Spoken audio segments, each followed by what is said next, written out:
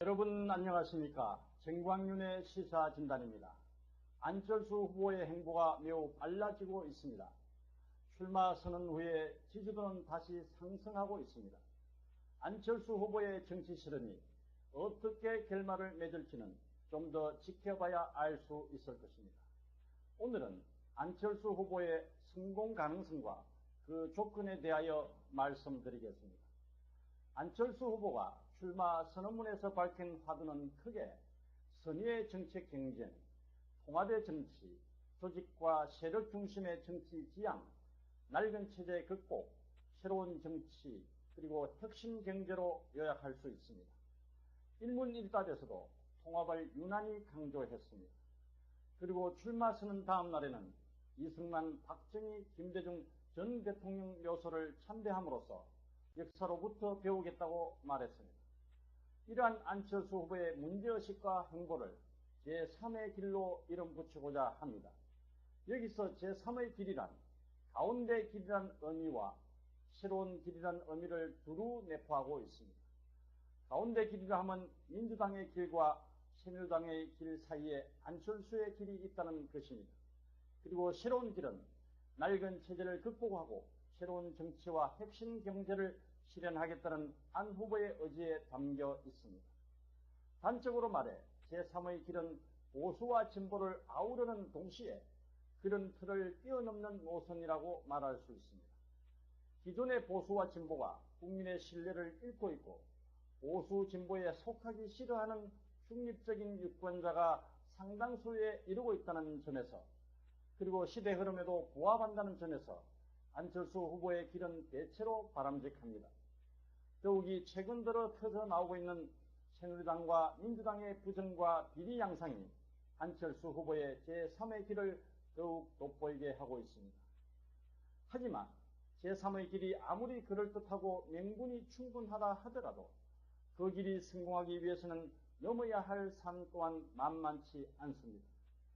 국내외의 사례를 살펴보면 이 점을 잘 알 수 있습니다.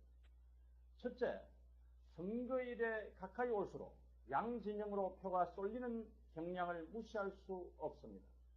아무리 무당파가 늘어나는 추세라 하더라도 여전히 새누리당과 민주당에 대하여 강한 충성심을 가진 유권자들이 적지 않은 현실입니다.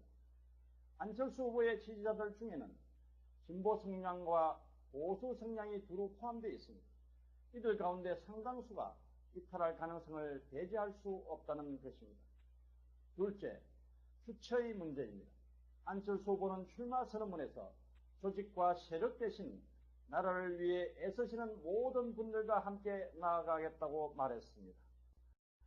새로운 당을 만들거나 기존 정당에 몸을 담는 대신 무소속으로 뛰겠다는 의미입니다. 말인즉슨 그럴듯해 보입니다만 과연 이 말이 현실성이 있는지는 의문입니다. 무소속 후보라도 안 후보와 정치적 신념을 함께하는 사람들이 어떤 결사체로 뭉쳐야 하는데 그것이 짧은 시간 내에 가능할 것인지 회의적입니다. 그리고 그것이 설령 가능하다 하더라도 어떤 가치와 공통분모로 묶어낼 것인지도 지켜볼 필요가 있습니다.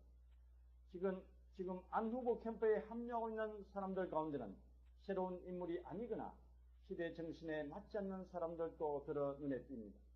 앞으로는 그런 사람들의 합류가 더 많아질 것입니다. 이에 대하여 안 후보는 어떻게 해명을 할지 모르겠습니다. 셋째, 새로운 정치의 실현입니다.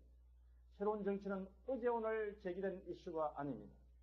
진부하다는 느낌이 들 정도로 정치 혁신은 대한민국의 수건이라고 할 수 있습니다. 그만큼 다른 분야의 발전에 비하여 정치 분야는 뒤처져 있는 것입니다.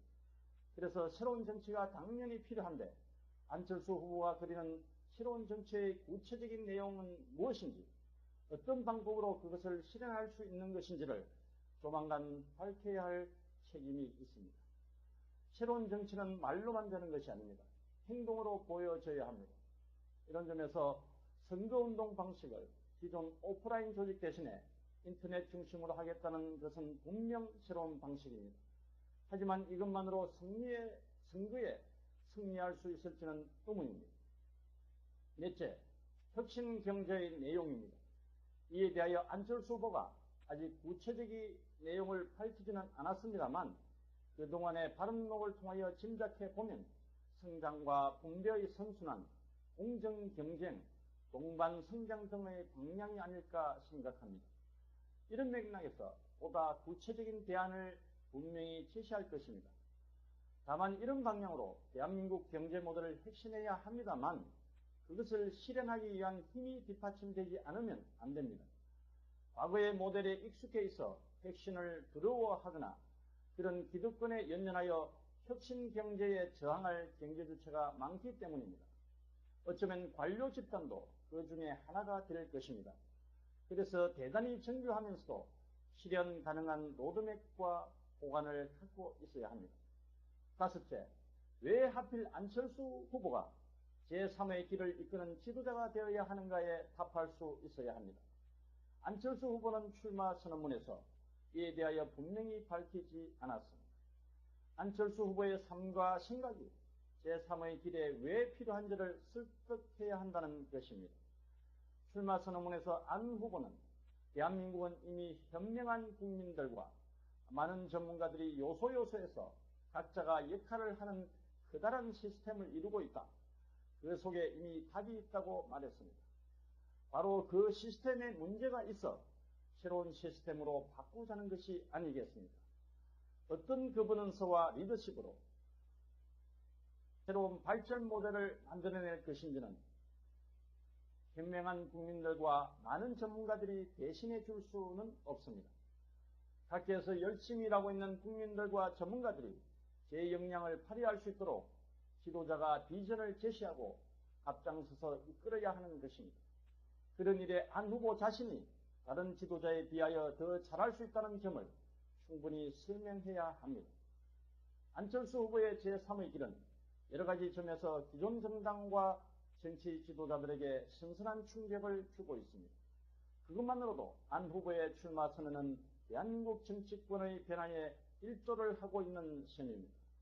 하지만 안철수 후보가 대통령에 당선되기 위하여 출마를 한 것이라면 앞서 말씀드린 것처럼 그 장애물이 한두 가지가 아닙니다. 지금의 높은 지지율은 신기루일 수 있습니다.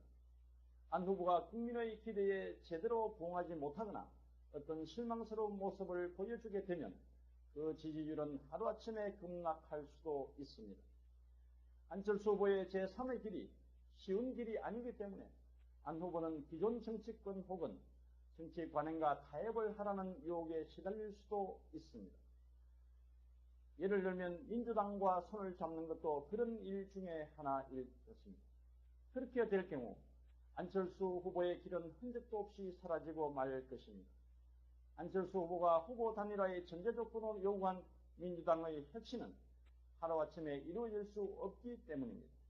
그런 딜레마를 돌파할 수 있을지의 여부 역시 안철수 후보의 리더십에 달려있고 그것 또한 평가 대상이 될 수밖에 없습니다. 감사합니다.